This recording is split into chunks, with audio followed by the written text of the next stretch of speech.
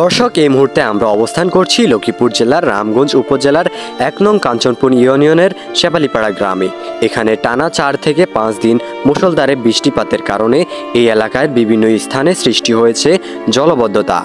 আর এই জলবদ্ধতা ক্রমান্বয়ে বেড়ে বন্যায় রূপ নিয়েছে।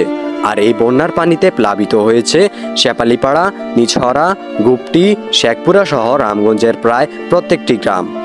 এসব এলাকায় পানিবন্দী হওয়াতে জনজীবন হয়ে পড়েছে বিপর্যস্ত।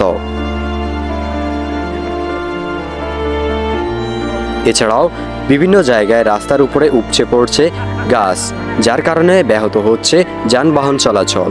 শুধুমাত্র তাই নয়, এই বন্যার পানি ডুবে গেছে রামগঞ্জের বেশ কয়েক জায়গার ঘরবাড়ি, ফসলি জমি, আমন ধানের বীজতলা, পুকুর, খালবিল, রাস্তাঘাট এবং মাছ চাষের প্রজেক্টগুলো। মাছ চাষিদের কয়েকটি প্রজেক্টের মাছ ভেসে গেছে এই বন্যার পানিতে। কথায় আছে না, কারো পৌষ মাস আর কারো সর্বনাশ। ঠিক এমনই হয়েছে এবার মাছ চাষিদের সাথে। এদিকে বন্যার পানিতে ভেসে আসা মাছ ধরার জন্য যেন প্রতিযোগিতা শুরু হয়ে গেছে। মাছ শিকারীরা বিভিন্নভাবে ধরছে নানান ধরনের মাছ। এর মধ্যে উল্লেখযোগ্য হলো শিং, কই, মাগুর, পুঁটি, রুই, কাতল সহ বিভিন্ন প্রজাতির মাছ। তবে সবচাইতে গুরুত্বপূর্ণ বিষয় হচ্ছে চারদিকে পানি এখন অনেক বেশি।